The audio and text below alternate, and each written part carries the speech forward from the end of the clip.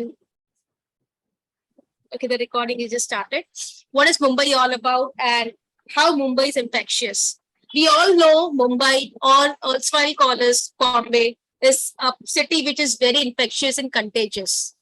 And once a Mumbaikar, always a Mumbaikar. I hope Girija, you'll agree on this with me.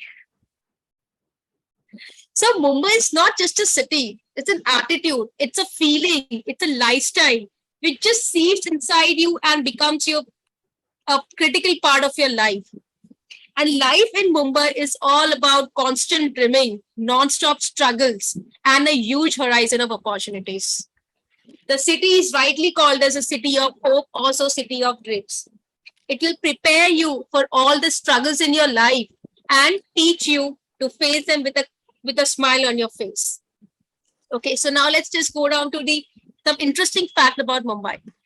So Mumbai is obviously everyone knows it's the financial capital of India. It's the most populated city of India.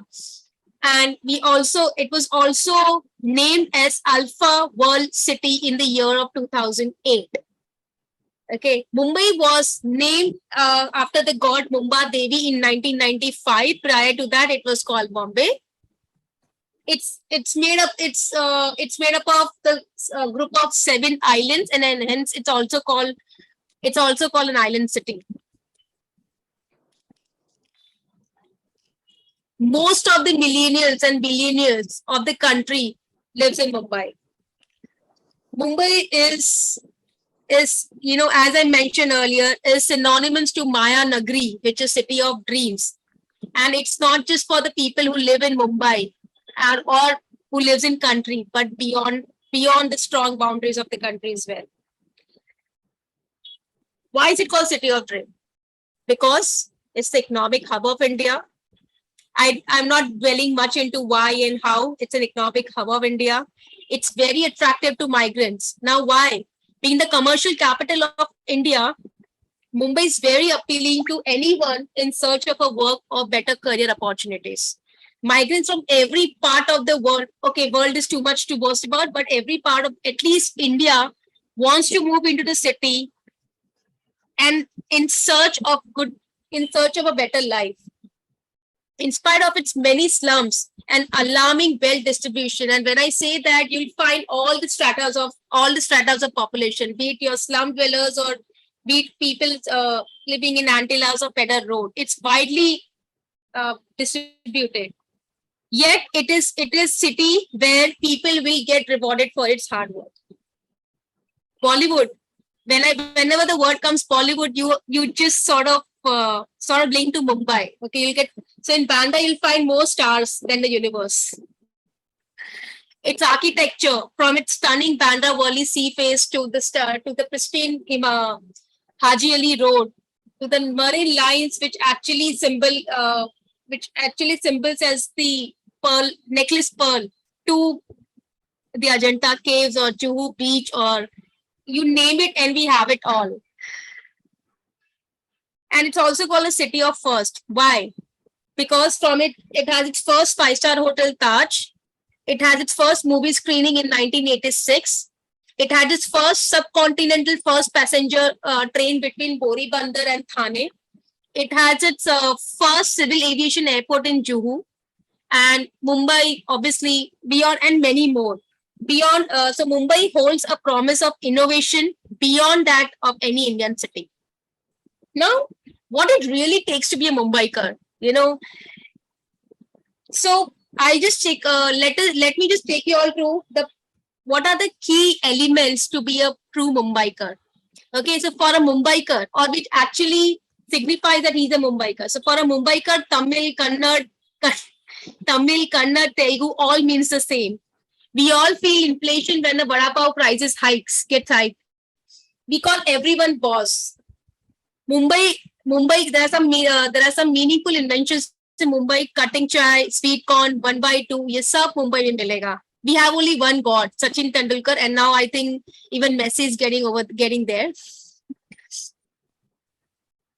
In Mumbai, no one day goes without rejection. I mean, we get the highest rejections of our life from the taxi wala or the rickshaw wala.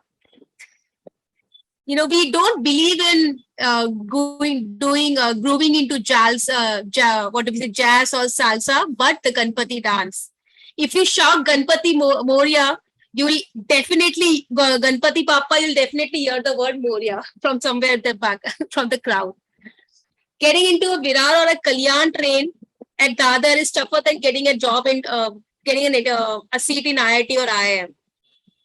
For us, the SL word is Disneyland. Marine Drive is, of course, the heaven.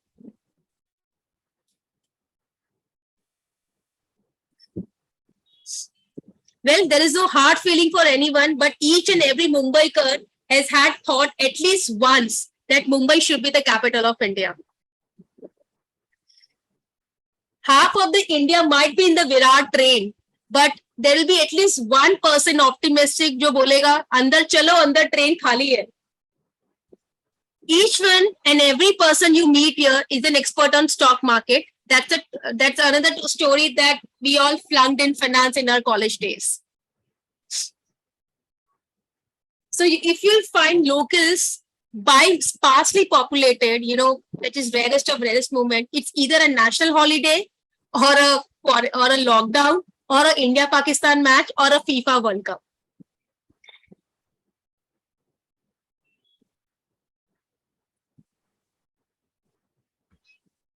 We are so secular that it's an only city where a Hindu girl will marry a Muslim boy in a Christian style and the food served would be Punjabi and no one would find it odd.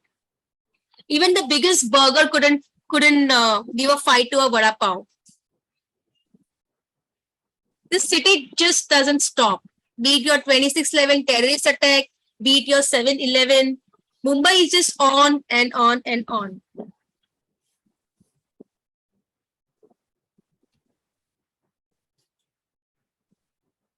In some cities, it's called "Tu janta hai mera baap kaun hai." In Mumbai, it is "Tu janta hai main kaun hu."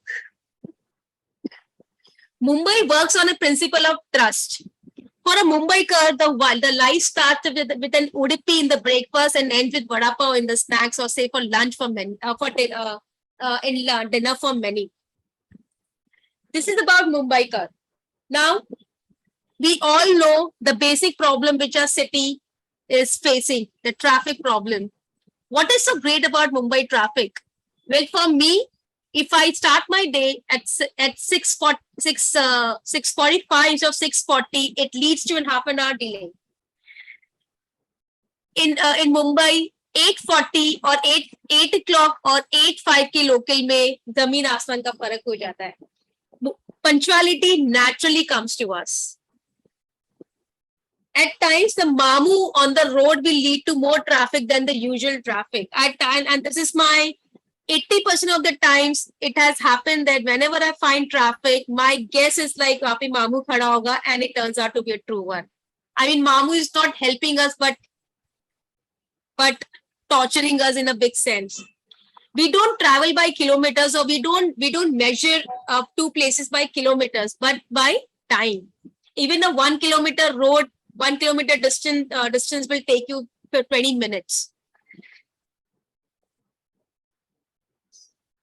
Traffic problem is the biggest problem, but I think the states, the government, the state government is doing a lot. This metro station which is coming up, 5 metro stations, the coastal road will be a boon to many of us. I don't know how metro will help us, because a person who is going by car to his office will not start going from metro. I think it's just that your train, which is densely populated, it will get little diverted to your metro station. That's about traffic. At times you become a traffic cop.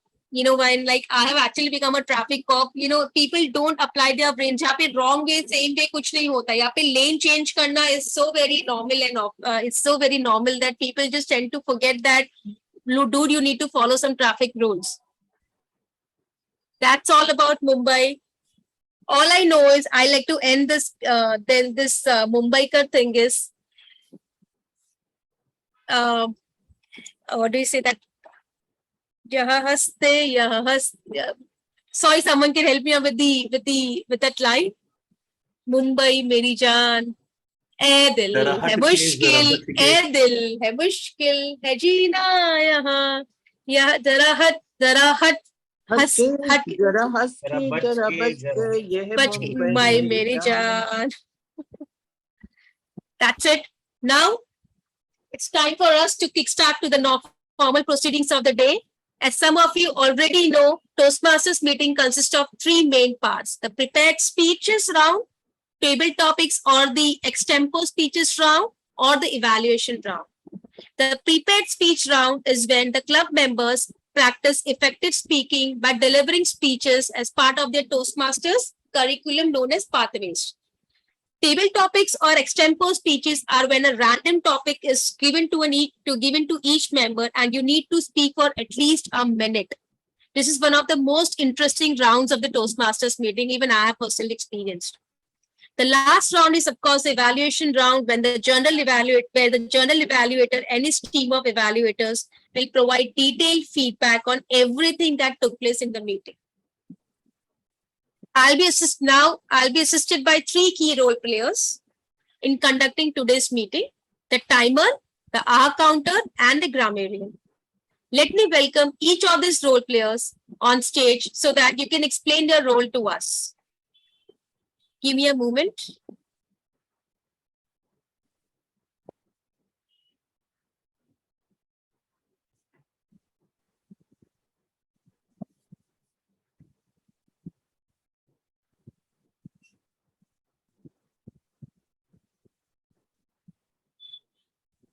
Sorry.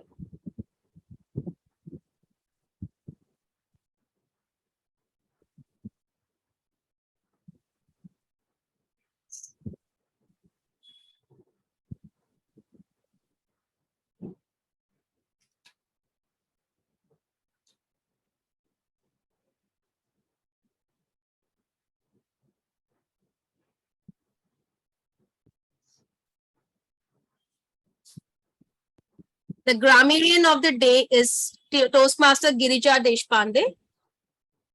The hour counter is Toastmaster Saurabh Patil. And the timer is Toastmaster Dinesh Kumar Pal.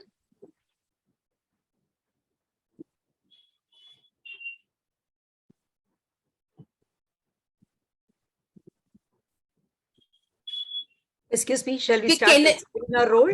Yes. Yeah, Can I request the timer to explain his role, please?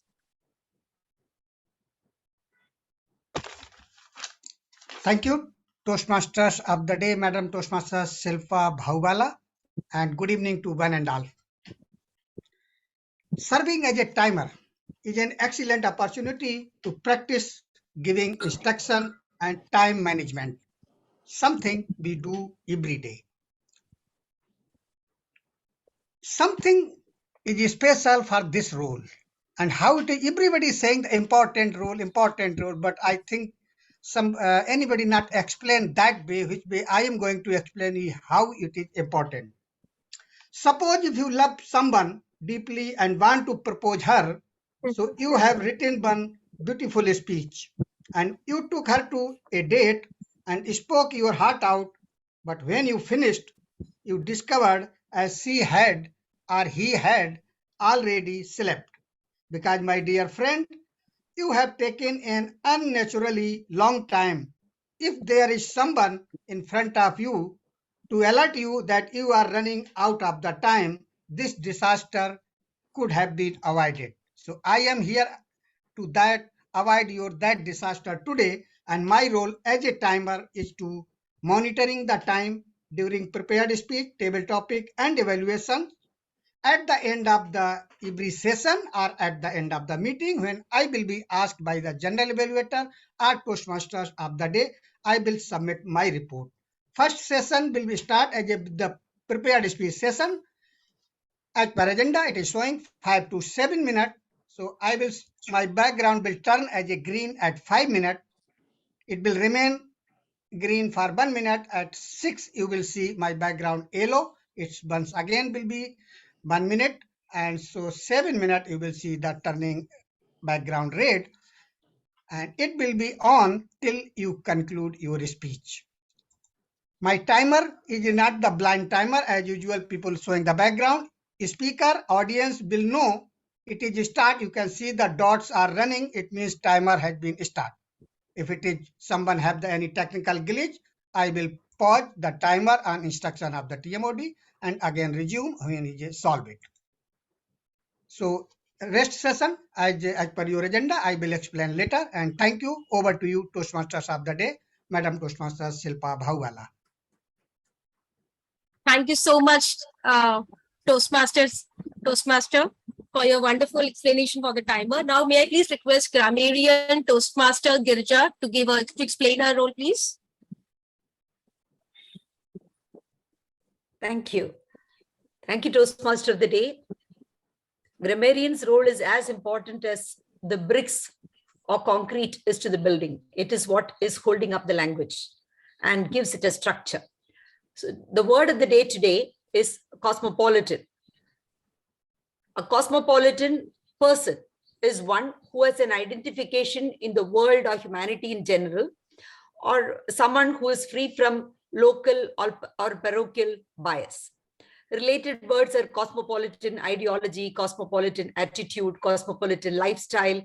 The word origin is cosmos, which means universe, politis, which means citizen. So citizen of the world. So today I have, this is the word of the day and that is being displayed there. I request everybody to use the word as much as possible.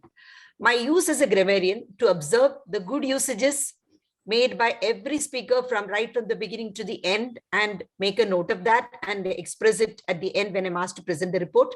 Similarly, areas of improvement and pronunciation errors or all these will be noted down and will be related at the end. Thank you so much. Over to you, Toastmaster of the day.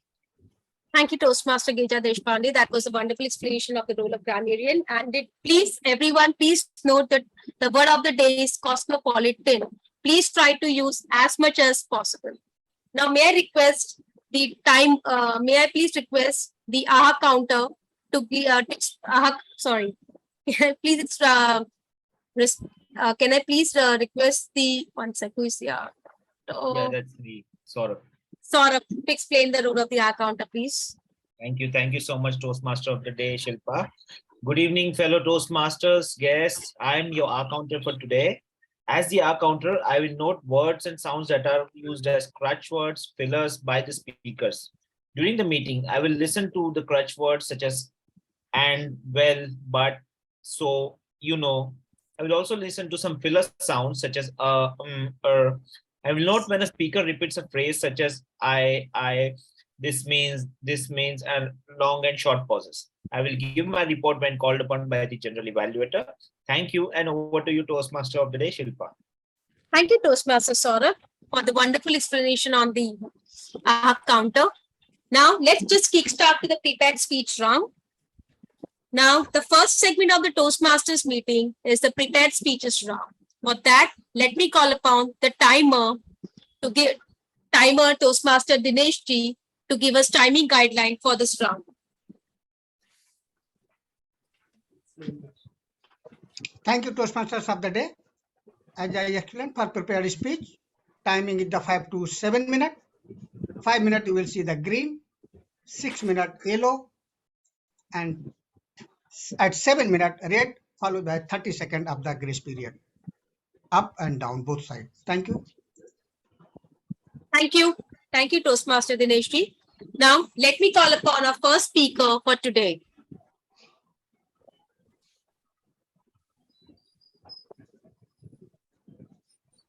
The first speaker for today is Toastmaster Girja Deshpande. Toastmaster Girja Deshpande is the first speaker of today, and her topic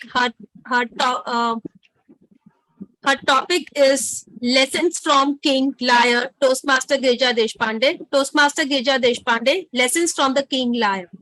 Before I go to speaker, may I also call upon the evaluator, DTM Santosh Akelia, to explain her the objective of the speech.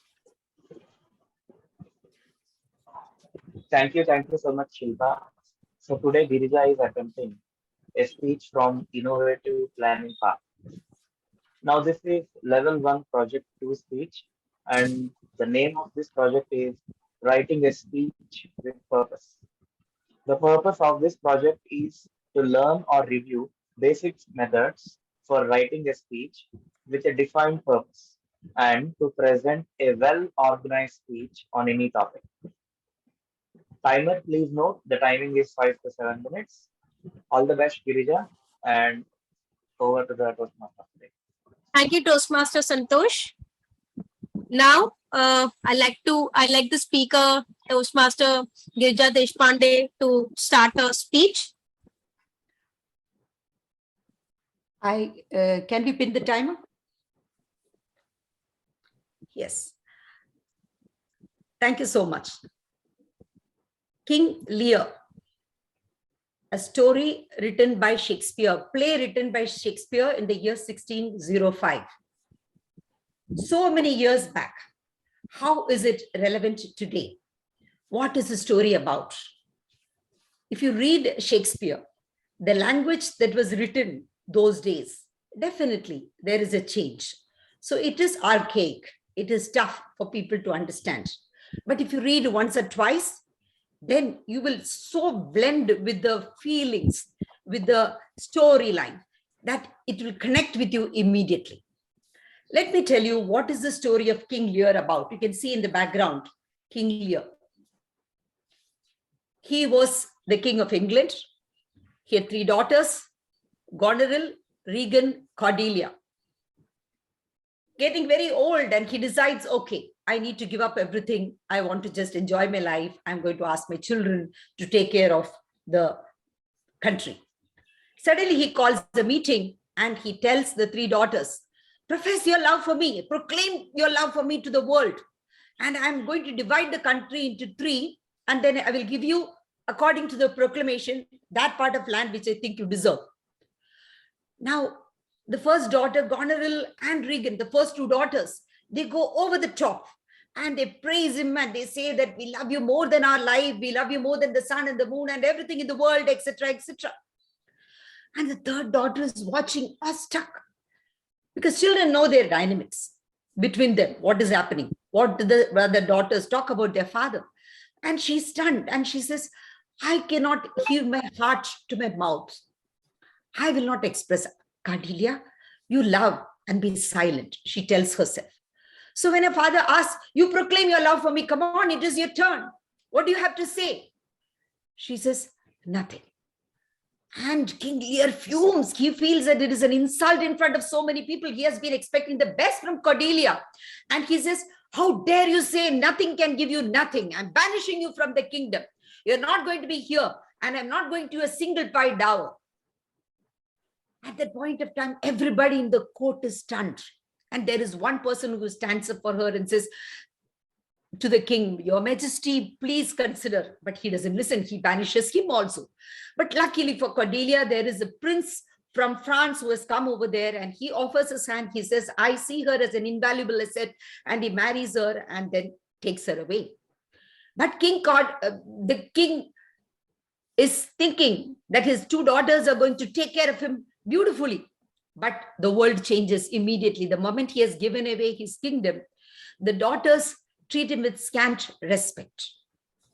They strip him of all dignity. There is no authority for him even inside the house, even to claim a single plate of extra food for his retinue of people. So they cut off the number of people who are serving on him. And they treat him so shabbily that he wants to move from one person to another daughter's house. And the first daughter communicates to the second daughter, don't take Papa in. And then she listens to it. And the husbands also conspire with them.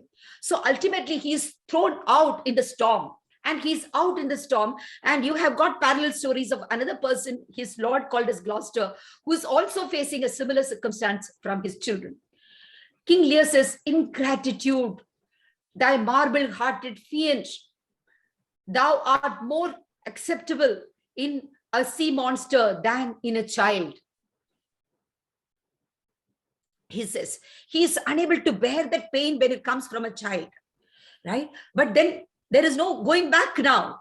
Cordelia is away and he thinks she would have forgotten about him, but no, Cordelia really loves him. So she comes back with her husband in order to claim the kingdom back for her father. But unfortunately, the other two sisters and their husband overpower her. These father and mother, that is the picture that you see behind me. King Lear and his daughter Cordelia, they both are arrested and put in the same prison cell. And he says, like gilded birds will sing together, he says. But whatever it is, ultimately tragedy befalls them. Cordelia passes away. King Lear also passes away in the shock.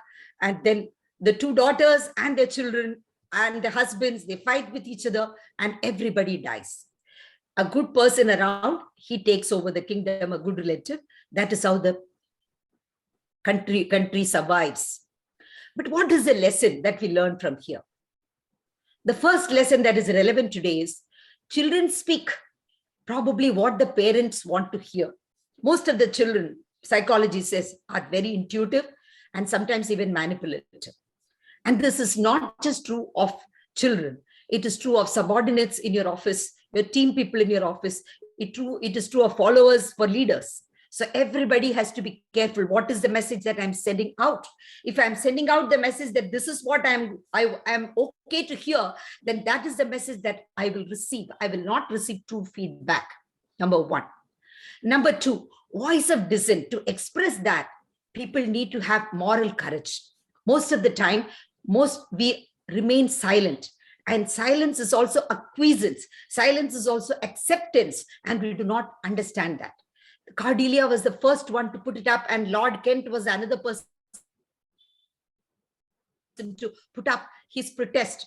Though they faced repercussions because of that, but at least that moral courage came out. The third one, power of consent in a relationship is very, very important. No relationship can be based on, say, unilateral decisions. One person cannot decide, this is how I want it. The father decides that unless you proclaim your love for me in public, I do not consider it as love. So this happened recently in the US during COVID. Many people in several Republican states said, we do not believe in COVID, so we will not take injections. We will not wear masks. We will send our children to school. Teachers have to come and teach in school. But what about the boundary of the teacher? What about the safety feeling of the teacher? What about her feeling? What does she want to protect her family? Nobody cared. So there was en masse resignation of thousands of teachers from different schools. Even today, they are finding it very difficult because their voice was never heard. So it is very important. The power of consent is very important in a mutual relationship, whether it is between father and daughter, husband and wife, between friends, between bosses, everywhere. And a king's decision, that is a final lesson that we need to understand. The leader's decision, the family head's decision, the king's decision.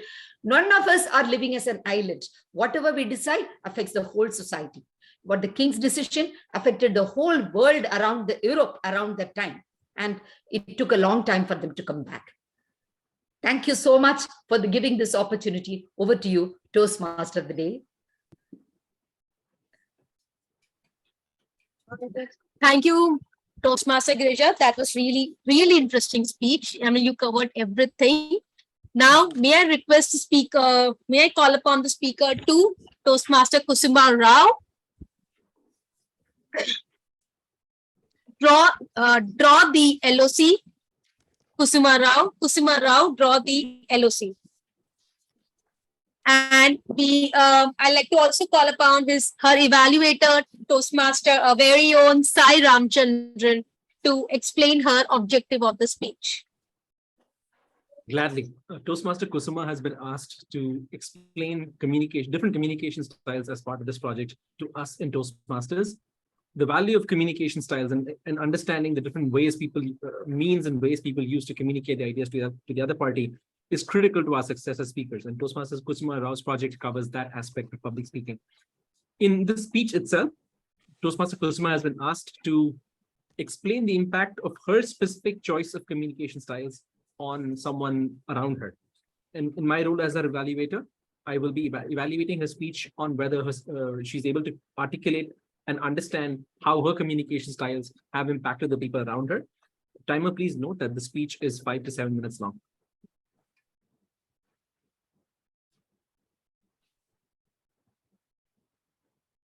It's ready. The timer is ready. Toastmaster Kusuma Rao, let's start. Yeah.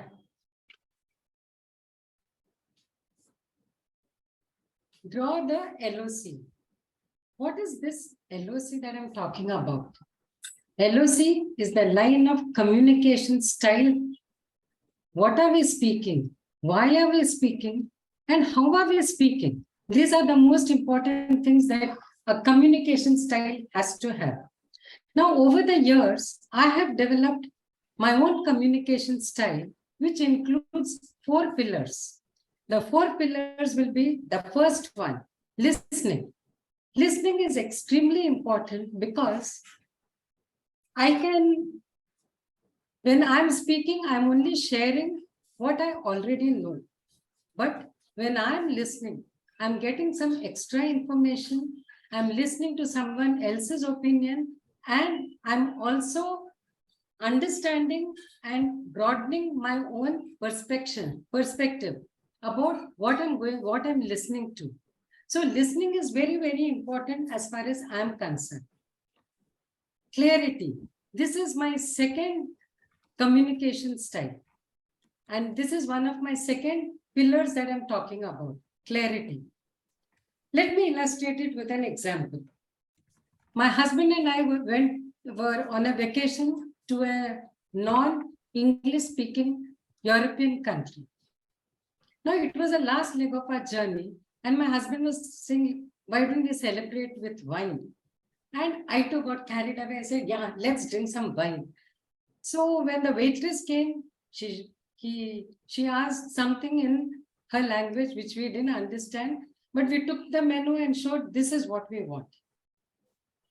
So she smiled, and then she said something else and said 1. She didn't say 1. We said no, 2.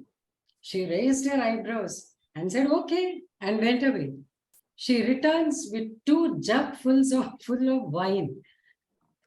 And we were laughing and saying, oh my God, someone is really celebrating. And she brought it to our table and told us, bon appetit. And we looked horrified at each other. What are we going to do with it? We'll have to take a bath with this wine. So what was the lesson that we learned? We learned, be clear, be specific about what you want, and tell it in no uncertain terms. That is one lesson that we learned. Now, for the third pillar is observation. Observing, I find, is as important as listening, because when you are observing, you are watching the body language, you are hearing, and you are also watching the facial expressions. So you know exactly what the other person, how the audience is reacting, or your target audience is. You understand whether these people are happy with what you're saying, they don't like it. So that is very important for us, to understand and feel the pulse. This is one thing where you can avoid a small revolt in your department if you have understood that, look, people don't like what you've been telling so far.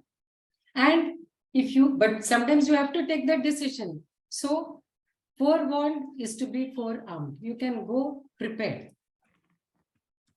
Let me tell, talking. Talking is very good because you are communicating, but better than talking is conversation. Listening to a conversation, encouraging conversation, it helps you a lot. Why?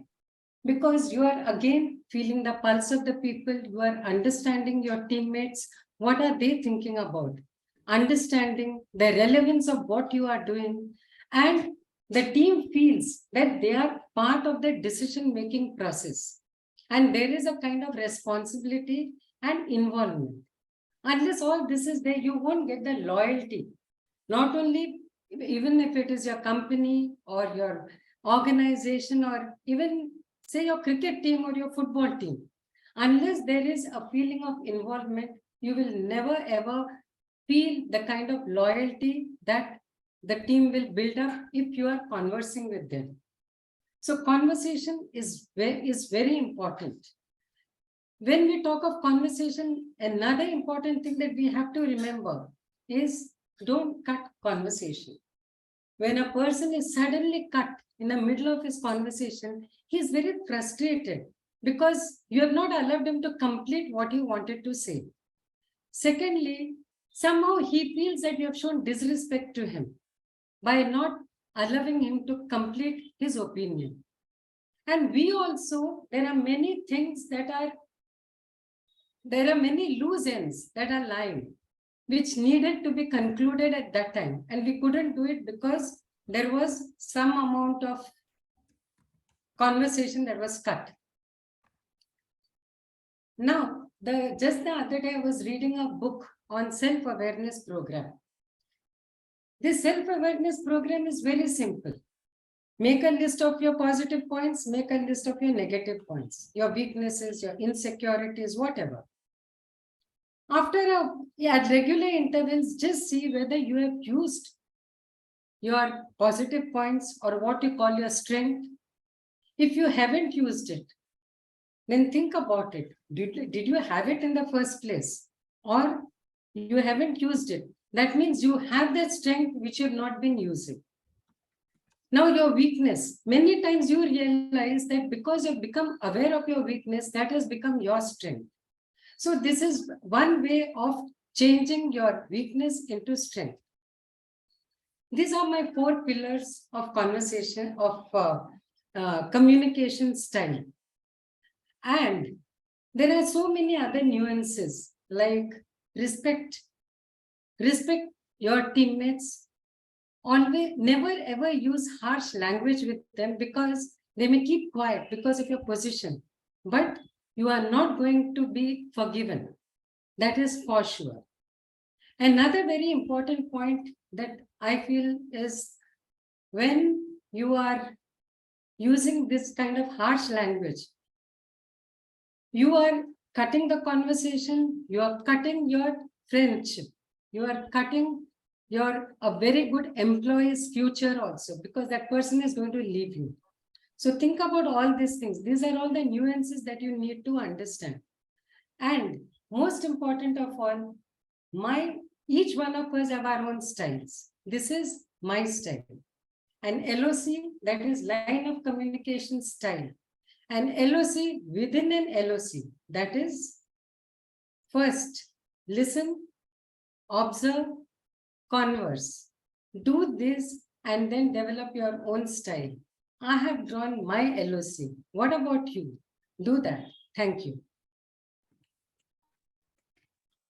Thank you, Toastmaster Kusuma Rao. Thank you for the interesting session on communication styles. LOC, I've actually heard the nice full form LOC. I always thought it's line of control, but line of communication. That's really interesting. Thank you so much. Now let me call upon speaker 3, Cyril Paul, mentors, dementors, and tormentors. Mentors, dementors, and tormentors, speaker Cyril Paul. Before that, I'll also like to call upon his evaluator, Toastmaster Avnish. Toastmaster Avnish, may I please request you to speak about this objective? Thank you, Toastmaster of the day.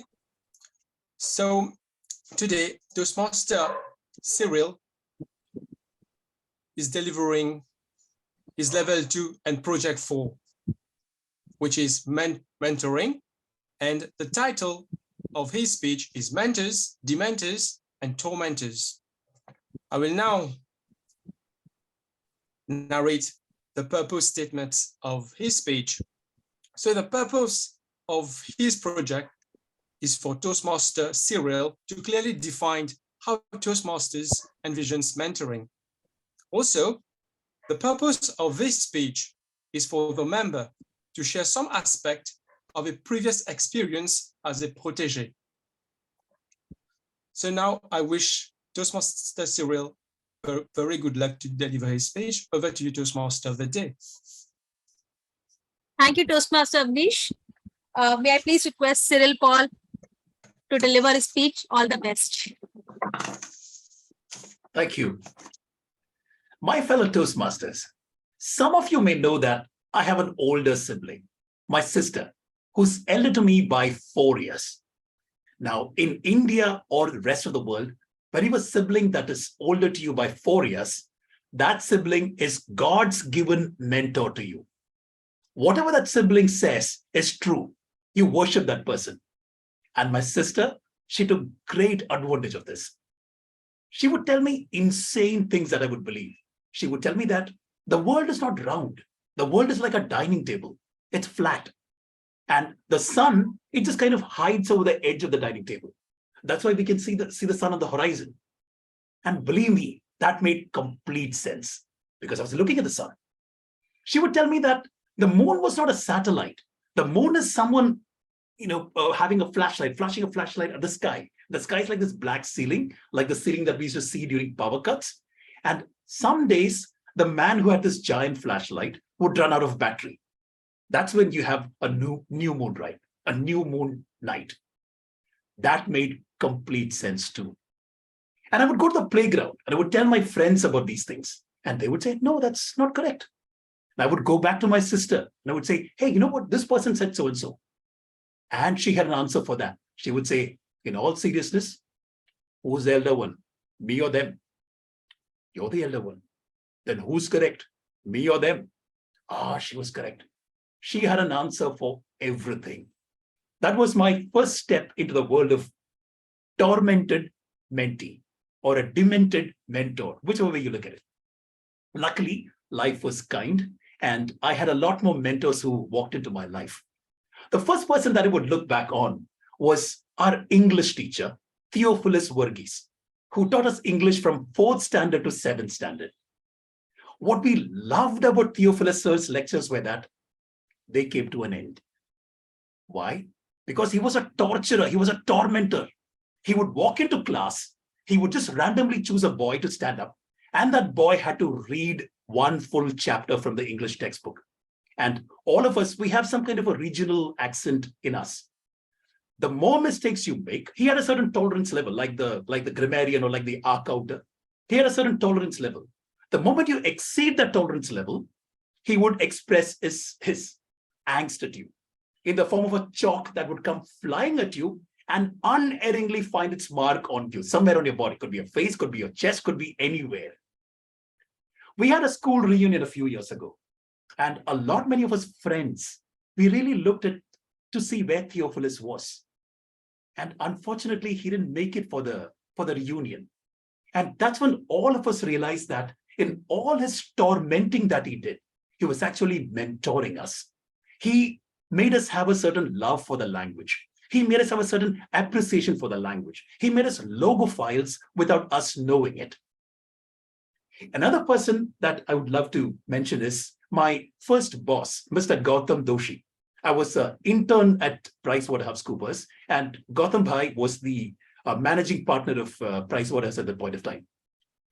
Now, Gautam Bhai, as we used to call him, is India's answer to Leonardo da Vinci.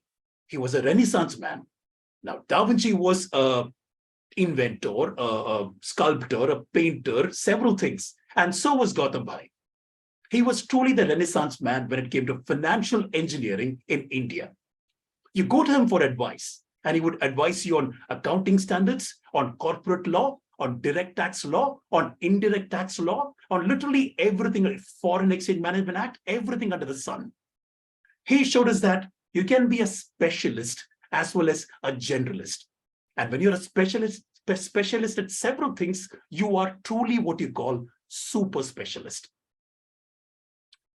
One of the statements that he mentioned really rings in my mind was, the true mark of a consultant is how you can help your client to bend the law and not break it. Because everyone follows the law. And if you break the law, you'll be caught. Learn how to bend the law. Learn how to make the regulation bend to your whims. That's what makes you as a true consultant, a true person a true titan in your field. Now, the purpose of the speech is not to talk about my mentors in life, and there are several of them. It's to talk about my mentoring experience in Toastmasters. Let me talk about that. I've just had one mentor in my Toastmaster journey, and that's DTM Avinash Singh. My entire journey in Toastmasters can be summed in that one Japanese proverb. When the student is ready, the teacher appears. I'd won the humorous speaking contest in my club. I had absolutely no clue about public speaking. I had absolutely no clue about anything at all. And that's when Avinash appeared in my life.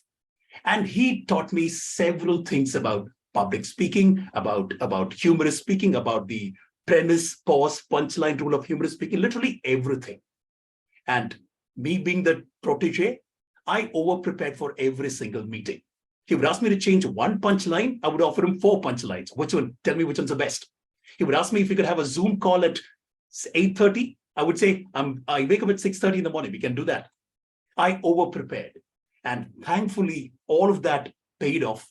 I think it's difficult not to sound pompous when I say it, but I think I'm more of an exception. I ended up winning the district championship when I was 1 year old as a Toastmaster.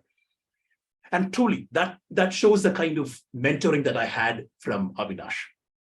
Some of the greatest learnings that I've had is to highlight your punchlines, anticipate where your jokes are coming, where the audience would react, make time for the audience's reactions, and also to memorize your speech to such an extent that you know where you are at the end of every minute. These are learnings that I have imbibed, which I heartily pass on to others that I mentor. Not many people are aware of this, but the proverb that I mentioned, when a student is ready, the teacher appears, has a second leg to it. It says, when the student is truly ready, the teacher disappears. The true mark of a mentor is when he or she realizes that he has transmitted all the learnings to you, and now it's up to you to stand up and deliver. After the division contest, Avinash just gave up on me. He said that you don't need to spend time with me. You know your speech, just practice. I've taught you every single thing that I know. And believe me, when I look back on my training sessions with Avinash, I really salute him. I wish all of us would have those mentors in our life who may appear as tormentors or dementors, but who actually lead us to the right path. I wish each and every one of you to be a great mentor and to be a great protege for the rest of your life. Back to you, Toastmaster of the Day.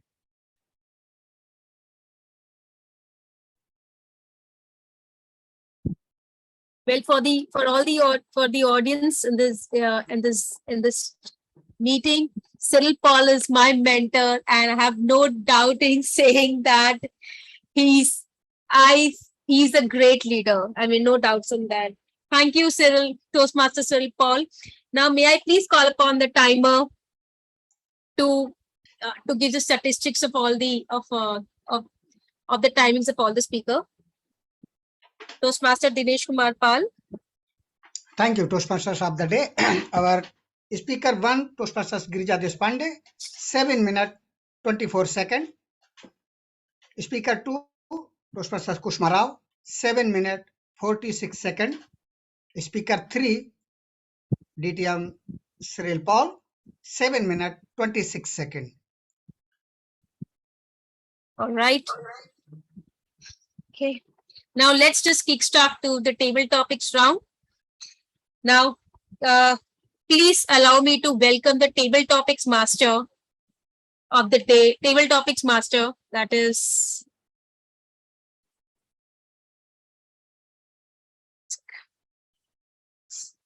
Toastmaster Srijit Raja. yes, Toastmaster Srijit Raja, the table master. Table master, may I please call upon on the stage to and give us some explanation of how the table topic session works like.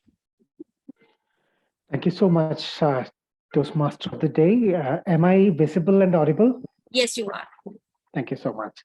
So talking about table topics is something which is the most interesting part of any Toastmasters meeting. So I always love to be a table topic speaker. But today, when Toastmaster Girija asked me to take up the role of a table topic master, my heart was breaking because I was not given an opportunity to comment on the table topics, but rather it was just the reversal of it. So before I proceed, I would like a timer to just give out the timing criteria for table topics. So Toastmaster Dinesh can just explain the criteria and I take over. Sure. Table topic master, Toastmaster Srijit Raja. Table topic timing criteria is 1 to 2 minutes. 1 minute, I will show you the green. 1 minute 30 seconds, you will see my background turning yellow, and 2 minutes, it will turn the red. After that, you have the 30 seconds of the grace period, only the upper side, not the lower side. Thank you. Over to you. Thank you so much, Toastmaster Dinesh. Toastmaster Dinesh is a very good old friend of mine. We were working together in District 20 of Toastmasters for many assignments. So I've known him for quite many years right now, and he's a wonderful Toastmaster. Thank you so much, sir, for taking the role of the timer today. Before I proceed, I just wanted to say a few words about the favorite city of ours, Mumbai. I know it's a cosmopolitan city, and we have a lot of Mumbaikars here in this team today. And I have had many years of connection with Mumbai, not as a Mumbaikar, but one of my closest friends, Hira Lal, from my school, was from Mumbai. So we studied together in the same school in Ooty for 10 years. And after that, when we moved on to graduation and to college, we got separated. And later, we fortunately got reconnected in Bangalore when we were working together. And the first time I met him in my same office, we were colleagues, my face just lit up with like 1,000 lights of Deepavali, you know. And we both hugged each other for a long time because we've not seen each other for 7 years. And then we looked at each other's faces and started singing this song, Mumbai se aaya mera dost, dost ko salam karo. And that's how we started off with that. And when Toastmaster Girija asked me to arrange some table topics on Mumbai, I said, why not? It's a pleasure for me. Thank you. So here I'm back with a bang and with my affection to Mumbai. So let's start off. Can I ask for any volunteers, or shall I pick out the names? How do you want it? I think, I think you should people can volunteer. We give them a chance so that they don't feel that we didn't give them a chance and we are Sure. tormenting them. So let's give them a chance, and then maybe you can just cherry pick anyone. Sure. Normally what I do in table topics is that I look out for people who do not have any roles and give them a chance to speak. But today, since I'm not familiar with many of you, as Toastmaster Shilpa said, we will first wait for some volunteers. If not, I will pick up. Okay, I'll handpick somebody to say. So do we have any volunteer for the first topic? I will not give the topic unless I hear who's going to be the speaker. You can probably raise your physical hand. Yeah, Toastmaster Avnish has raised his hand. Toastmaster Avnish, so here is your first topic. Wow, that seems to be very interesting. And the topic is, if you were given a choice to choose a food of Mumbai, which one would you prefer and why? I repeat it. If you were given a choice to choose a particular food from Mumbai, what would be your choice and why? Please comment. The screen is yours, Toastmaster Avnish. Thank you, Toastmaster. So actually, I'm from Mauritius. I don't know the culinary food in Mumbai, but I do watch videos on Facebook that depict different from vloggers who go to India in different cities. And one of the food that I'm perplexed, I'm very amazed, is pani puri. They have so many different, I don't know if it is available in Mumbai, but I'm just suggesting one. It's pani puri. And in pani puri, you can see there are so many different liquids. The liquids, like its flavors. And when you see the vloggers, when they are eating it, you have a mouth-watering sensation. You want to taste it. Because in Mauritius, in my country, we do have pani puri. But I guess in India, it's so diverse. You have so many flavors, and it's so mouth-watering, so luscious. You just want to have it taste it, and feel the sensation to be in a wow feeling. And there are so many foods which I've seen in India, but for me, pani puri is the best. And I really want to come to India one day in the future and to taste the different flavors, because I know there is flavors of tamarind, and also there are so many flavors. I need just to ponder on it and to think about it. The question was out of the blue, and I did not had the time to prepare. So over to you, Table Topic Masters. Thank you so much, Toastmaster Agnish. Yes, you said it. And for your information, Pani Puri is still available in Mumbai, and it's going to be very delicious. And I would like to extend an invitation to you to come and stay with us in India. And I'll take you to Mumbai and treat you with a lot of delicious, heart-throbbing food that is available there. You should be tasting the street food there. Thank you for your invitation.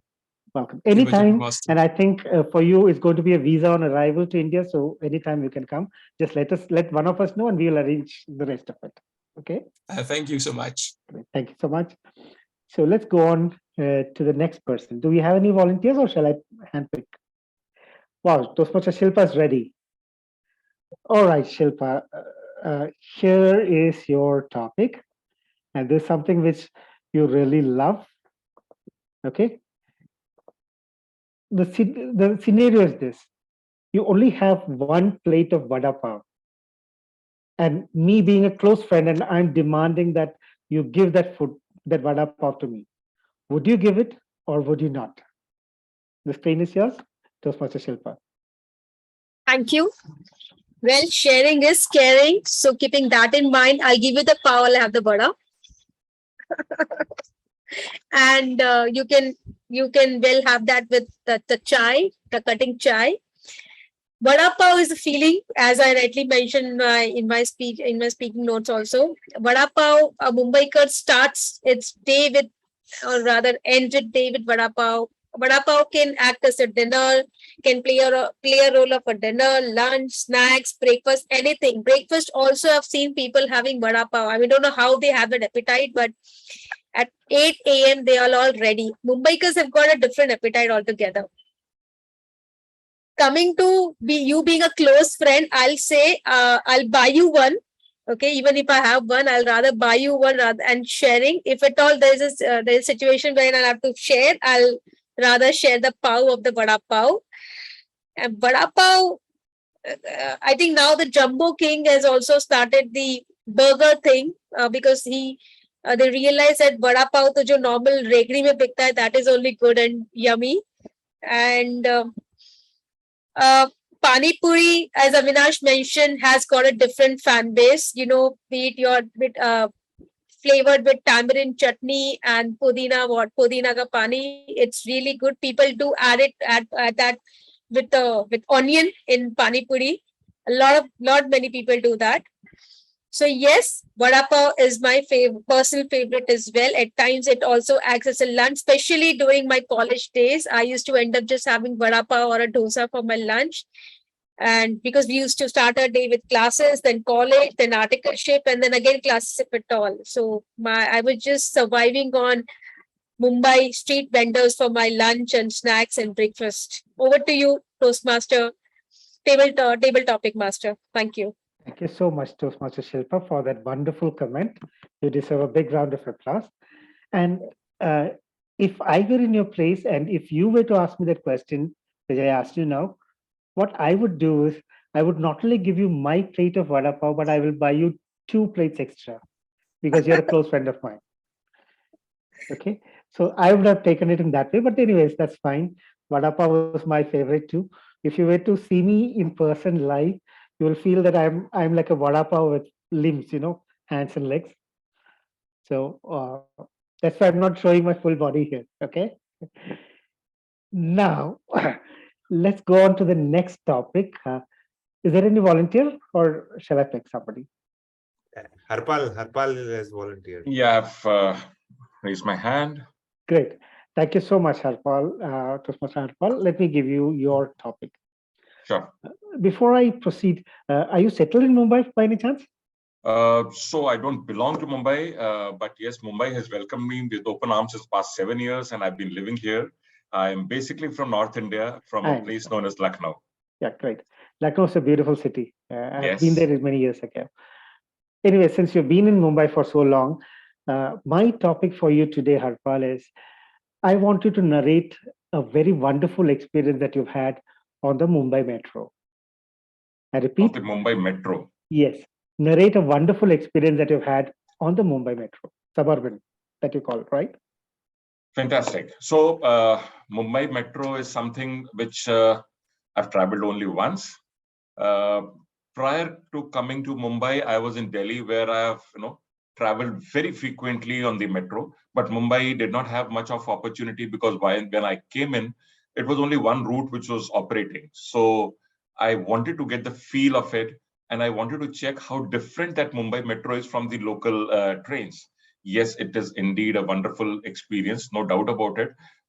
When you travel into local train of Mumbai, and what you feel, I mean, that experience is completely heavenly, I would say, despite all the pushings, despite all the rush hours, madness which you see in the local trains. Mumbai Metro is very sophisticated. It shows you the nicer side of Mumbai, where people are very nice to each other. They smile at you, which usually does not happen. They welcome you with very nice smiles and grins. And yeah, sometimes if you're lucky, you get seats to sit also. So my first experience and the only experience with Mumbai Metro has been very amazing. But on the flip side, I would not like to, give it a miss that when I see the other parts of the city where the metro construction is on, it gives me a lot of hope to see that, yes, if not now, probably 3 years down the line or 5 years down the line, Mumbai will have its own metro connectivity from all parts of the city. And that will be a blissful stage to have it in Mumbai. Since I've seen that, as I said, in Delhi and in other parts of the country, I would love to see that beautiful connectivity and people taking some good space, sitting, smiling at each other in the AC environment and traveling in the metro city. That's a little take from my side. Probably not a very, very pleasant experience in the Mumbai Metro, but yes, I loved my first trip and the only trip in Mumbai Metro. Thank you so much. Thank you, Toastmaster Harpal, for that wonderful description of the metro. Because, of course, yes, I actually wanted to talk about the suburban trains in Mumbai. But since that is known to everybody, I just wanted to bring a different opinion, different view to that by talking about the Mumbai Metro. That was my point. Thank you so much. Thank you. Timer, do we have time for one more topic, or shall we call it a day? Can I go for one more topic, if you don't mind? Please go ahead. Yeah. Thank you. Thank you so much. Because when it, okay, now do we have any volunteers? Okay, Toastmaster Purnima has raised her hand, I guess. Yeah. Okay, so Toastmaster Purnima, the question for you is something which I really kept for the last, because when you think of Mumbai, you think about the Dabawalas who have been the topic subject for discussion in foreign universities. So can you tell us something about the Dabawalas of Mumbai? Dabawalas of Mumbai, Toastmaster Purnima, the screen is yours. Thank you so much, Toastmaster Srijit, for such a wonderful topic. Though personally, I haven't experienced their service, but of course, I'm aware that a huge research has been done on the way they function as an organization. And particularly, the whole, the team, most of them, if you see, they are not the educated class. They don't have those fancy degrees, but they definitely have a well in place SOP, a beautifully well placed coding system, both color coding as well as the numerical coding, and just these two helps them deliver their best seamlessly. So I have at times I have stood on the station and just trying to figure out how they sort out. So I did stand at one point in time, trying to figure out how they were sorting. So there was this collection point and everybody was dropping their own pickups, and it was in flash of seconds. The whole thing, maybe around 50, 60 odd dabas, just sorted in like few seconds. And the way they rush on the train, with the typical trolley that they carry on their head, it's so amazing. And they will never miss a train. I've never seen any Dabbawala miss a train. So they are so particular. They are so well trained, I would say. And, I see a lot of love and passion for the work that they do. So I've never seen a moment of, shying away, or I've seen anybody, sitting on the side of the road, oh, I'm doing this job kind of a thing. They always have that smile. Their body language is all energetic, and they are kind of, all out going for it. So this has been my little observation of the Dabbawala. And I'm so proud that I'm a Mumbaikar and we have this great story to us city. Over to you, Toastmaster Stranger. Thank you so much, Toastmaster Purnima, for that wonderful description of the Dabbawalas. I just felt that I was there. My next major experience with Mumbai was way back in 2005, during the rainy season when I had to visit Mumbai with my family. And I was just wondering at how can these Dabbawalas be so energetic even during the rainy seasons when you have the places full of flooded with water, etc. But yes, as you said, they have a very good standard operating procedure, and we all love that. And they're the pride of Mumbaikars. So with that, I conclude my table topic session, and I thank each one of you for contributing your 2 cents of thoughts on the topics given. Thank you so much, and back to you, Toastmaster of the day.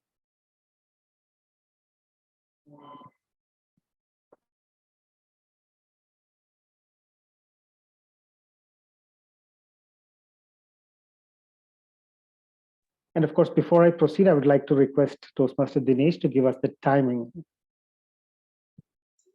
Thank you, Toastmaster Srijit Raja. Just I was texting that.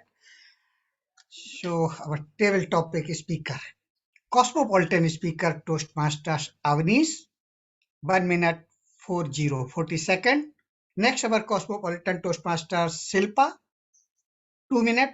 And next Cosmopolitan Toastmasters Harpal Abbott, if I am not mistaking the pronunciation, 1 minute 50 second.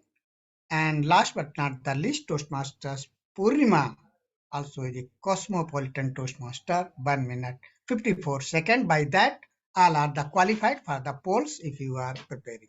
Thank you, and over to you, table topic master. Yes, fantastic. Thank you so much, Timer, Toastmaster Dinesh. Of course, unfortunately, I could not prepare the polls for the same, so I would leave it to the IT moderator or the host who can do it. So let me just see if I have anything else that I have to say. Yeah, can the polls be launched now, or should we wait for the general evaluation? So, Girija, what's your take on it? Whatever the team says. Actually, the prepared speeches and these 2 polls can be launched right now. Yeah. See, normally what I do in my previous other clubs is as and when some session is over, we do it immediately. Yes. So if it is ready, we can do that. I leave it to the whole club. Sure, it's ready. I'll shoot that. Sure. Yeah. Thank you.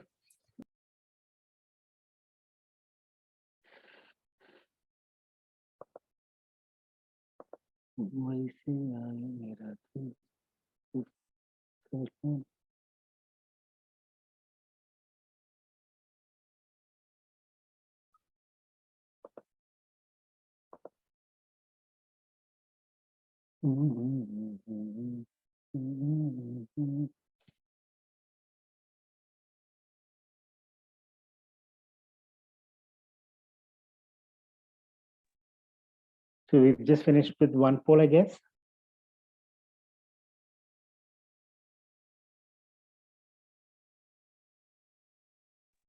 They will see the total polls and then sure. will In the meantime, just I wanted to ask the floor a general feedback on the topics that I gave for table topics. Were they relevant, or how do you want me to improvise it in my next session? It was excellent, very relevant and wonderful. Thank you so much. Because see, I've always been at the other end of the table topics, because I've always been a table topic commentator. So it's one of those very rare instances where I had to be the table topic master.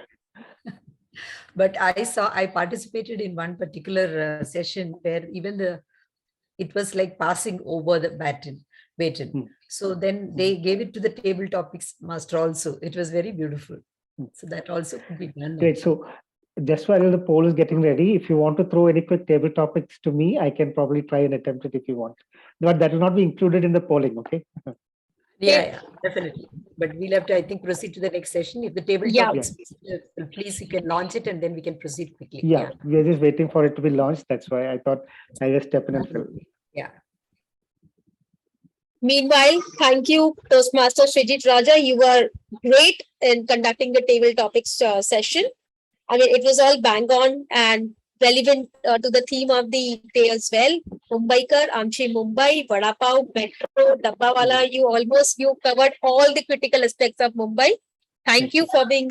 Thank you. And actually, I wanted to put in one more topic because I am an avid fan of Tarak Mehta Ka Ulta Chashma.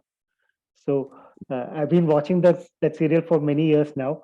I did want to do that, but then I was not able to relate it more to Mumbai, so I just kept it off. Are we launching the table topics poll right now, Yeah, or that's should what we I'm move looking on at. to the next section? No, I'm launching. Just yes, yeah.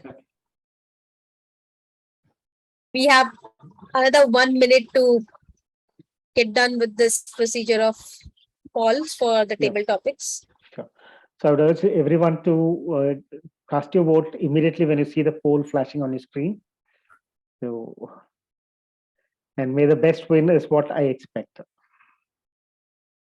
Shilpa, in the interest of time, you can probably announce a G session.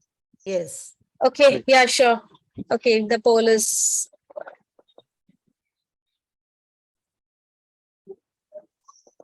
Okay. Now we come, I think the poll, are we done with the poll? Yes, we have voted, but it is for you to know how many you've got. I think we can proceed.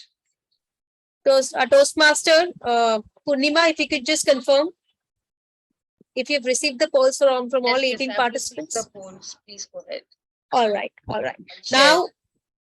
Now we have perhaps the most important round in the Toastmasters meeting, the evaluation round.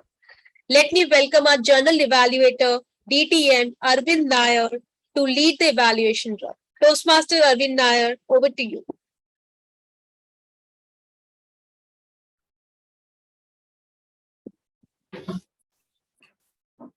Thank you, Toastmaster of the day. Good evening, fellow Toastmasters. And do we have guests here? No? Future Toastmasters? We have one guest. We do have guests. All right. I myself am a guest. You are a visiting Toastmaster. You are not a guest. In this part of the world, we call people who visit us as visiting Toastmasters and not guests. Yes. Thank you. And it's a pleasure having people from around the world attend this meeting. General evaluation, my role has already been enunciated by Shilpa right at the beginning. So since we're already running late, I would not go further into it. And I love the topic for today, the theme for today, Mumbaikar, and I am one. And it's great to have me as a general evaluator for this meeting. Let's get into the evaluation round. And for that, may I invite the timer to give the timing guidelines for the evaluation. Thank you, General Evaluator. For evaluation session, timing is for speaker evaluator 2 to 3 minutes. 2 minutes, you will see the green. 2 minutes, 30 seconds, you will see the yellow. And 3 minutes, you will see the red, followed by the 30 seconds of the grace period. Until conclude your speech, the red signal will be on. I believe you also have 30 seconds on either side of the evaluation timing to conclude your timing. So let's get into it. And may I invite distinguished Toastmaster Santosh Akela to give the evaluation for the speech delivered by Girija Deshpande. Thank you so much. I'm not very much sure about King Lear, but today, Girija, for me, you were the queen of public speaking. And what I want to offer you is a crown in the form of some recommendations and commendations. General evaluators, and my dear speaker, one thing that absolutely stuck to me right from the start of the speech was the C for curiosity. The way you explain that one story and that one importance of listening to that is something that actually made me think, okay, after this meeting, let me go back and Google it and try to read that play or watch that play. And then I love the way you use R for right words. There were right kind of words and expressions used throughout the speech. And the best of all was an alliteration, acquiescence, and acceptance that was used wonderfully.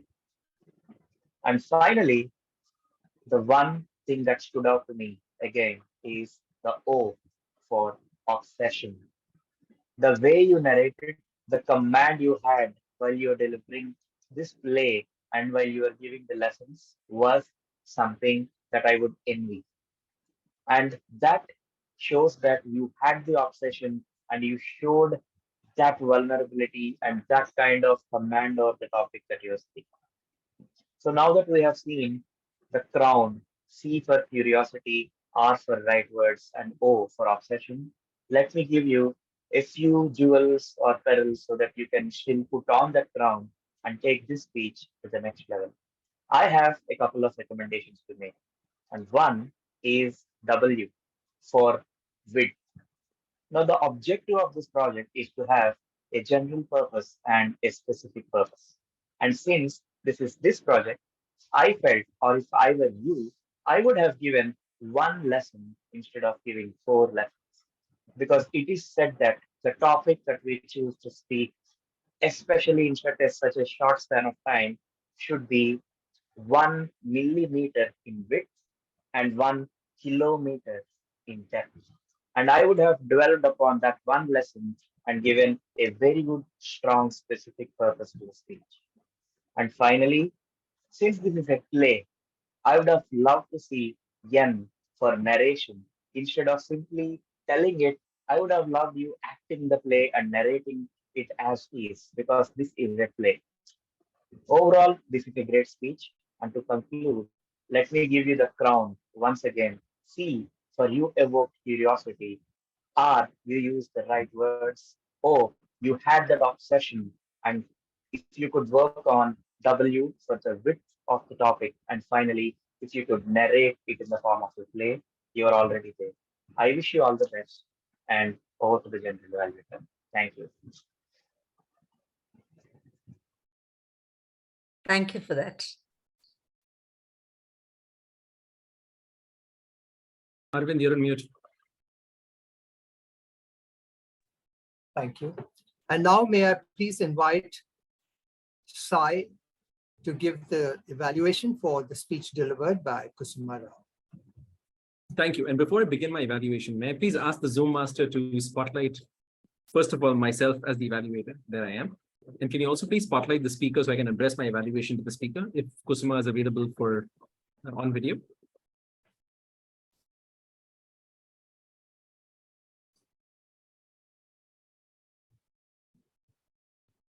There she is. And we don't need Arvind anymore. You can drop him.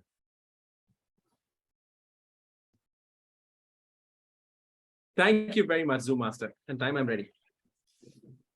Speaker Kusuma, your job, and I say this with the most love for Toastmasters, having been a Toastmaster for a few years. I think you had a tough time. You had a tough role in this speech. These speeches about mentoring, speeches about your conversation styles, they can get boring. They can get a little repetitive because you've said the same thing. You've heard people say the same thing 100 times. But to your credit, you did a masterful job in explaining how you interpret the project given to you.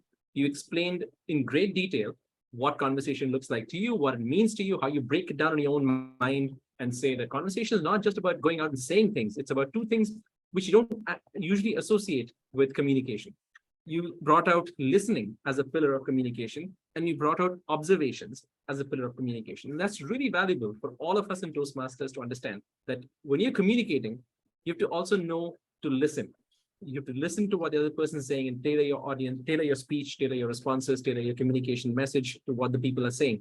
For example, if you're at work and people want to listen to you about the latest happenings in technology and you come out with a speech about something completely unrelated, that doesn't serve the purpose and your audience tunes you out. And I think that is a very valuable lesson that you shared with us to remind us that communication needs as much listening as it is about just delivering content. Observation is another really useful tip to remind ourselves about that. Watch what your audience is doing. Make sure that what you're saying is connecting with them, is resonating with them, and they're still with you when you take them through the entire journey of your speech. Great job on that. And I think it was a lesson well delivered and very engagingly delivered to all of us in the audience. Thank you very much. The clarity and conversation, there are two aspects of speech that are very obvious when it comes to communication. You told us a funny story about being at a bar in a foreign country where they didn't speak English. You saw the eyebrows go up, but you trusted that your communication was enough, was sufficient to get the message across that you were 2 people drinking and not 200 people drinking. So I think the funniness, the humor added a lot of weight to your communication, your message about communication.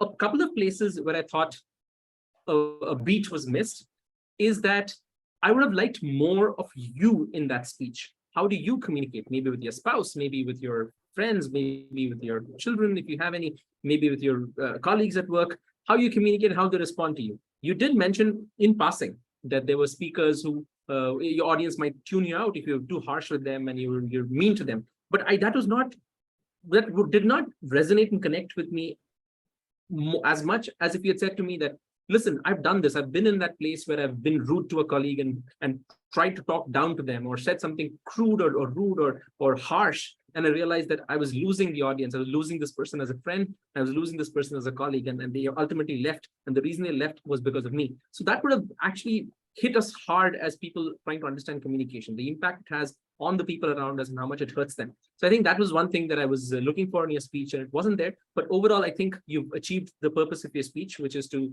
explain to us what communication means to you. So thank you for that. And hopefully you have a little bit of that wine left and you'll be able to have it after this evaluation. Back to you, Arvind, for the rest of the general evaluation.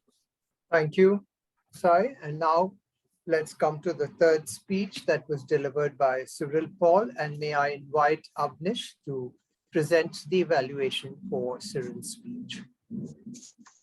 Thank you, General Evaluator. Toastmaster Cyril Paul, a bigger round of applause to your speech. It was really interesting, captivating. And apart from that, you respected your project objectives. The 2 project objectives. It was so nicely done. You showed great smile while delivering your speech. You were not tense. You was confident with your speech. Also, it was well structured. You gave us 4 anecdotes. Your sister, your English teacher, being a tormentor, but in fact, an angel. Your first boss, Gautam Joshi, and fourthly, your DTM, Toastmaster Avinash.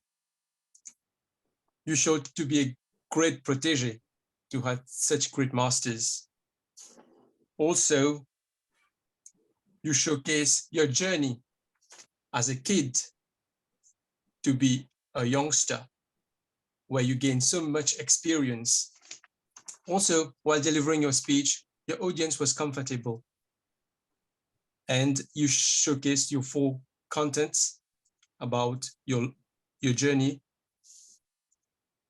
Actually, your speech, one thing I want to recommend you, your speech was quite quick. Like some people may not grasp because different people have different listening skills. So it was a bit quick, and I encourage you to use more pauses in the future and also to slow your speech a bit to make all people learn to listen well. There was one thing that really amazed me. It was your quote, when the student is ready, the teacher will appear. When you spoke about this quote, I felt as though I was in your class, in your teammate, like the teacher is throwing the chalk on me, because I myself had a teacher like this. Being a tormentor, it was like he was disguised with an angel heart. He had so much to offer us until we realized when we were youngsters, when we were kids actually, he was tormenting us. But when we were youngsters, we realized that it was for our benefit. It was so heart-touching. Also, I would recommend you like to work on your vocal variety because it was like a bit in the same flow. If you could have make it more dramatic when saying you're throwing chalk on people, it would be more dramatic. To conclude, I congratulate you on your speech and carry on. You're a great speaker. Over to you, General Evaluator. Thank you, Avnish. And now may I invite the timer to give their timing report for the evaluators. Thank you, General Evaluator. Our first evaluator, Toastmaster Santosh Akela, 3 minutes, 15 seconds, 15. Next evaluator, Toastmaster Sai, 3 minutes, 21 seconds. And the last but not the least, evaluator, Toastmasters Avnish, 3 minutes, 03 seconds. Thank you, and over to you, General Evaluator. Thank you, Dinesh. And in the meantime, if we could raise the poll for the best evaluator, I would then proceed by inviting the R counter for the report for today.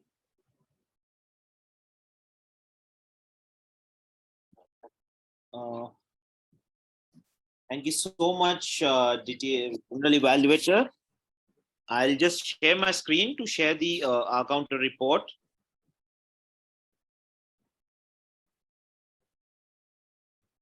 Just a sec.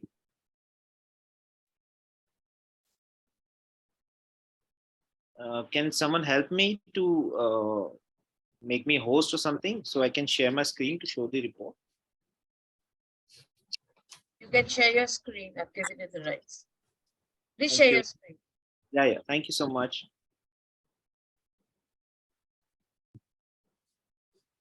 Yeah, as you can see, my screen, this is the R counter report.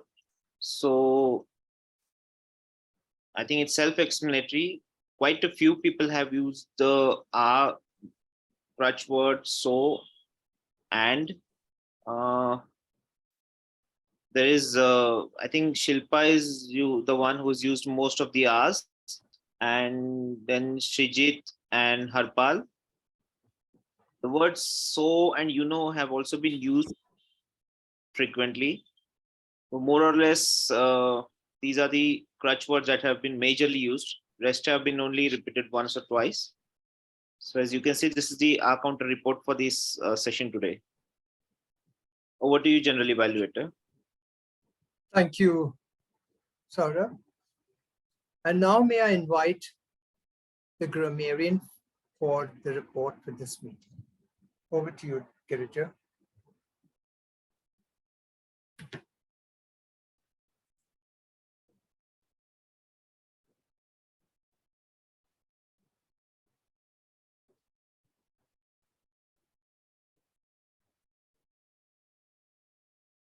You're on mute, Girija.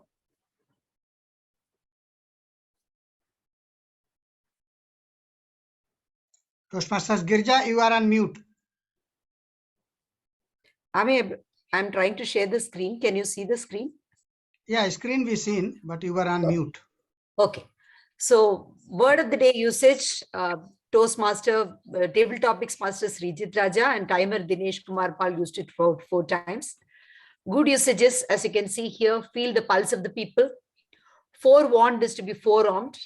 Loose ends, exceed tolerance level, angst, bend the law, not break it. When the student is ready, the teacher appears. When the student is all completely ready, the teacher disappears.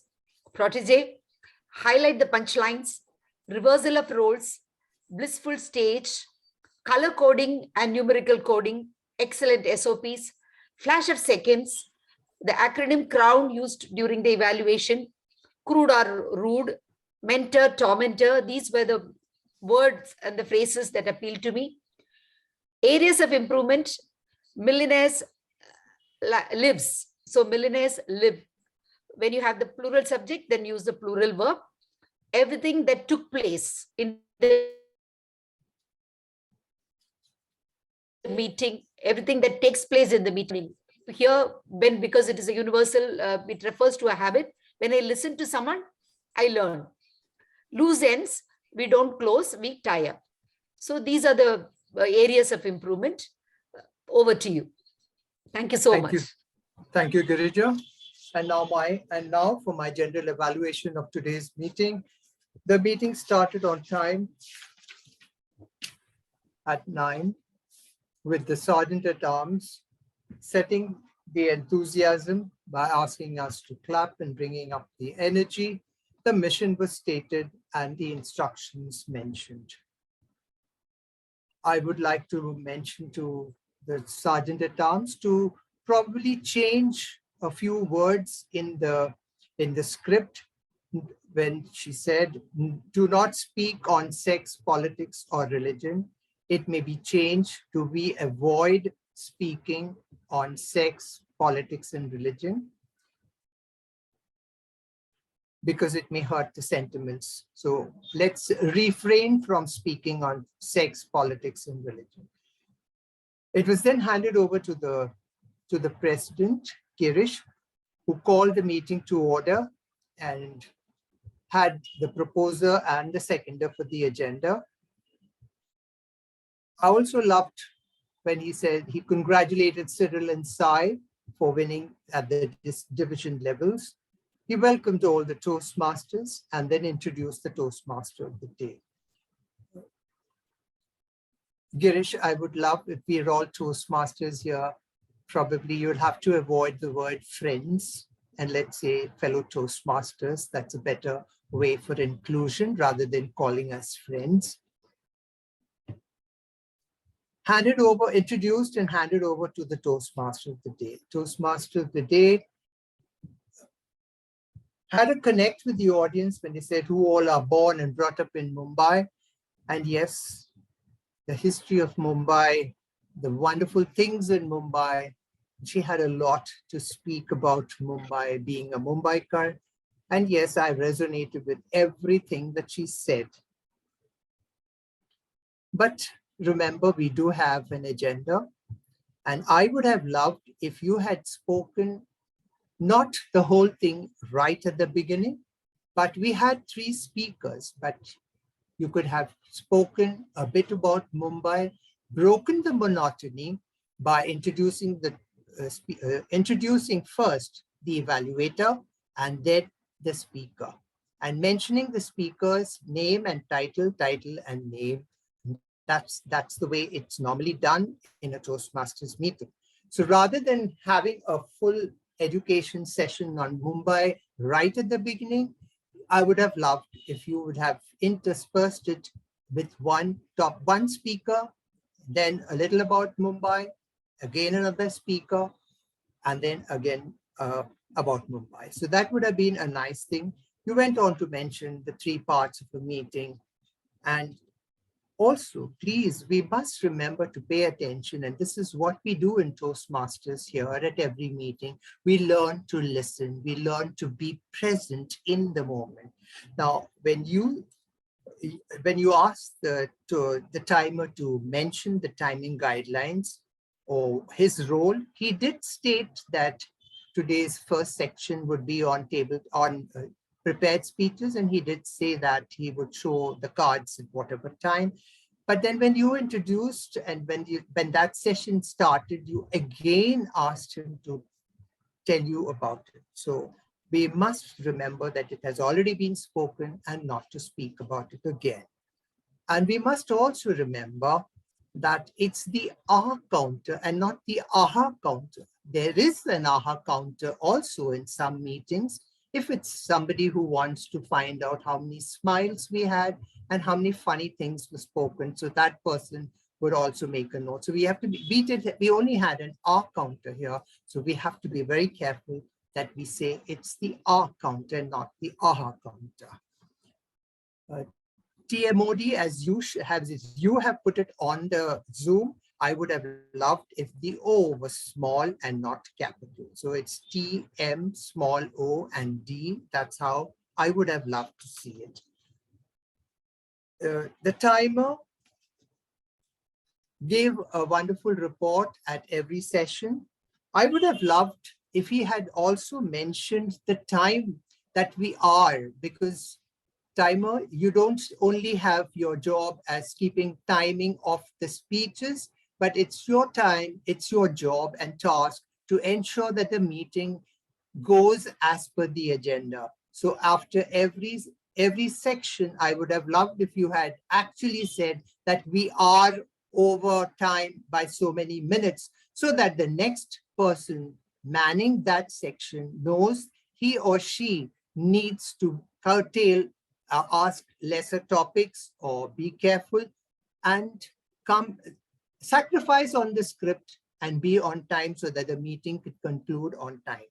So apart from that, you need to also say that. Secondly, you would have a script. We know the importance of time. We're not here to tell people how important time is, but we just have every script of every role player is just about 35 to 45 seconds. And please do not over exceed it, because every little thing eats into the time of the meeting. And we just need to stick to the script and mention it. The R counter did a wonderful job by putting up the script, by putting up the report. And I love that he did not read the script like many times people keep reading, but only highlighted where somebody needs to improve and on certain words that should not be said. That's a wonderful way and kept to the time. Well done, R counter. The grammarian, again, gave a very short and sweet report and highlighted just the right things. This is what I heard when Girija was speaking. You were awestruck. I did not hear, I thought, did you use the word awestruck? Because I heard a different pronunciation, so I thought it was something to do with awestruck. But it wasn't awe that you said, awestruck, but it was some other word. But I thought the pronunciation should be awestruck. You had good words like scant respect, strip him of all dignity, retinue, intuitive, manipulative, moral courage, acquiescence, power of consent. And yes, I loved, there was one speaker who said 1 millimeter in width and 1 kilometer in depth. That was wonderfully said. Those, in addition to the grammarian, this is what I heard. Now, coming to the table topic master, wonderful topics about Mumbai, and having been in Mumbai, but not staying currently in Mumbai, he did manage to give some wonderful topics. In this Toastmasters meeting, may I request that we do not ask for feedback, even if the poll is being done up. We need to keep quiet and move on to the next session. We do have a feedback session after the meeting is over. In the interest of time, we can stay back and then ask for feedback. So let's avoid talking and keeping the decorum of the meeting. Some of the other points that, that I noticed and would like to mention. First is, please, if this were an in-person meeting, we would not be speaking. So if you do a chat and mark it to everyone, it amounts to speaking in a Zoom meeting and disturbing every speaker. Because the moment something pops up on the screen, we want to know what it is and we try to look at it. So please avoid writing in the chat, or only write to the person that you actually want to send it to. Secondly, we have to be very careful. I wouldn't like to mispronounce anybody's name, and I need to be very careful how I pronounce somebody's name. And if I'm not aware of it, I would ask the person to send me a voice WhatsApp to tell me exactly how the name should be pronounced. So please take care of that. I would have loved to see a 1 minute silence between each speaker so that a feedback could have been given to the speaker by the audience. We must remember that we do not evaluate the speaker, but we evaluate the speech. And so please avoid saying her evaluator, his evaluator, but say his speech evaluator or her speech evaluator. Like I've already mentioned, first call the evaluator to read out the objectives, and only the objectives should be stated and no other history or geography to be mentioned before that, because everything you do, you're eating into time. You have the script, you have the evaluation sheet, and it mentions what the objectives are. Just mention that. Do not go overboard. First call the evaluator, and after that is done, then you introduce the speaker. So as a Toastmaster of the day, you will also learn how to introduce. Use the theme of the day to fashion your introduction of the speaker. So if you know who the speaker is, and that's your job as a Toastmaster of the day, to connect with each speaker and give them a question based on the theme for the day, and then fashion your introduction of that person based on that answer that is given. And mention this name and the topic or the title of the speech, and the title of the speech, and then the name. And that's the way we do it in Toastmasters. That should be done. Now, Shilpa, I do not know if you are new to Toastmasters. How old are you in Toastmasters? So I have joined the BKC Fireflies Toastmasters Club in July. In July. All right. So you're fairly new. So I'm sorry, but that's a mild evaluation for you. Please. That's why, because I know that the kind of mistakes that you have been making, it appears that you are fairly new, but take it in the right spirit, and that's how it is to be done. Now, the agenda is shared. The agenda is shared, and there's a purpose for the agenda to be shared with the timings. Let's stick to the timings. We do not need to ask the meeting whether do I have time for one more topic? No, you already know. Look at the time when you are starting. You are already late. Do not ask if you can ask for more topics. We should avoid that. That's the reason why we have an agenda, so that we can keep it to the time. We need to avoid making comments, because the Zoom master knows what is to be done, or the Zoom master should know who and when to spotlight.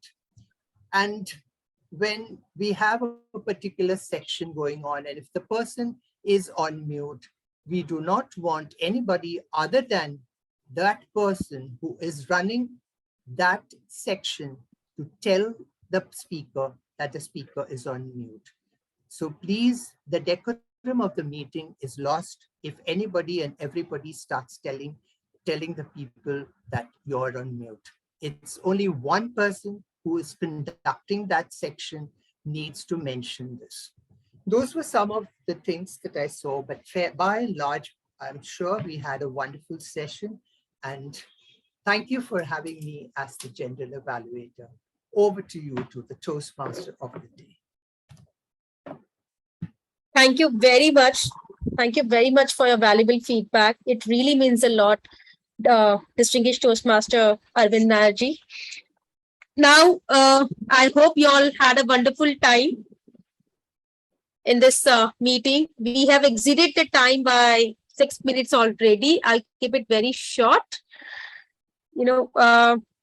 I honestly had a great fun undertaking the role, and I surely hope that you all had a good time too. This was my first time as the TMOD role, and I really will work on the valuable feedback given by the general evaluator.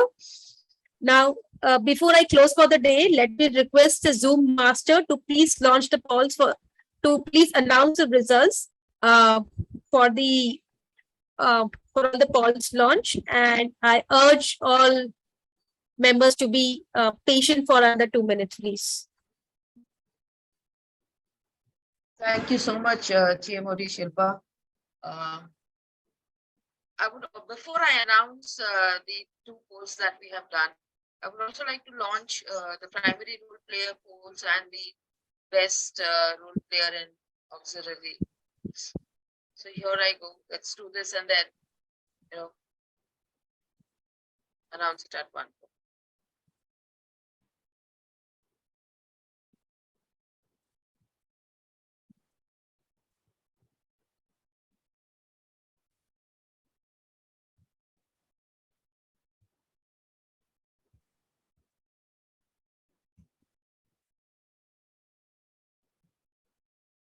Are we done with the polls for the roles?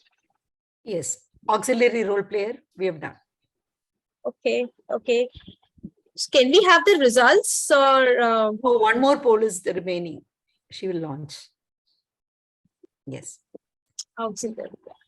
So sorry for the miss.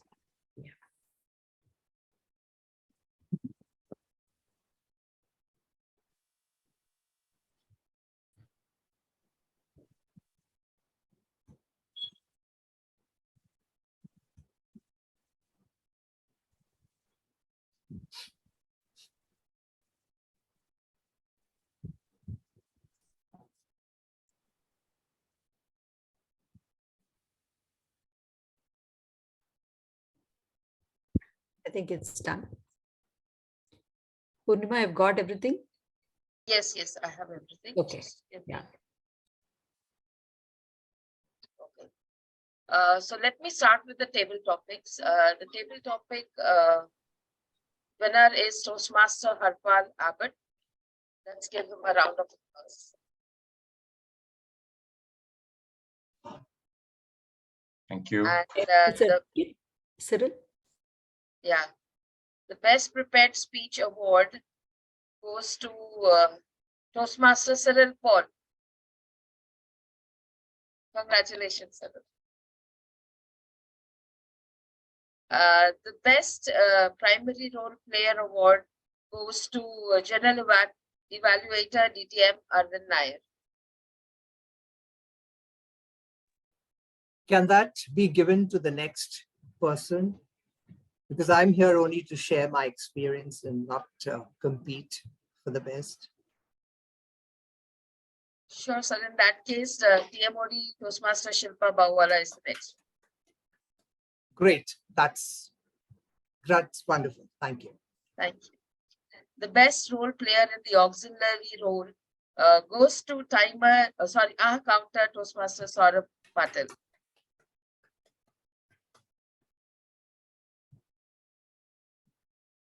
And the best evaluator. This goes to Toastmaster Sai Ramchandran. Congratulations, Sai. Thank you, Toastmaster. We finished all the results. Thank you so much. Over to you, TMOD Shilpa. Thank you, Toastmaster Purnima. Now, let me call upon Toastmaster Cyril Paul, VPE BKC Fireflies, for his closing comments, please.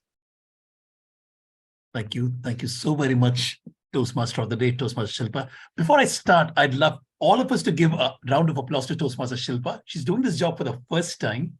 And I keep saying that standing in front of DTM Arvind Nair as a TMOD is not an easy task. And yeah, I can see some nods of agreement there. Yes. And any meeting where DTM Arvind Nair points out less than 17 mistakes or 17 rooms for improvement, it's a brilliant meeting. And, and everything that he points out as usual is something that we can all build on and we can learn from. Thank you so very much to each and every one of you to have made it for this meeting and to have made this meeting a rousing success. Now, on that note, I'd like to talk to a few people here. Number one, apologies from our presiding officer, Toastmaster Vyoma. She just relocated to Canada yesterday. She could not make it for the meeting today. Hopefully, we'll have her in some future meeting. Now, one interesting part about joint club meetings is that you have no idea who is a guest, who is a member from the other club. So I find some new names here. Let me just call upon some people and ask them how their experience was. I see Kavita Cyril, Kulkarni. Cyril, can I Yes. interrupt you? Are we finished with the meeting so we can stop the recording?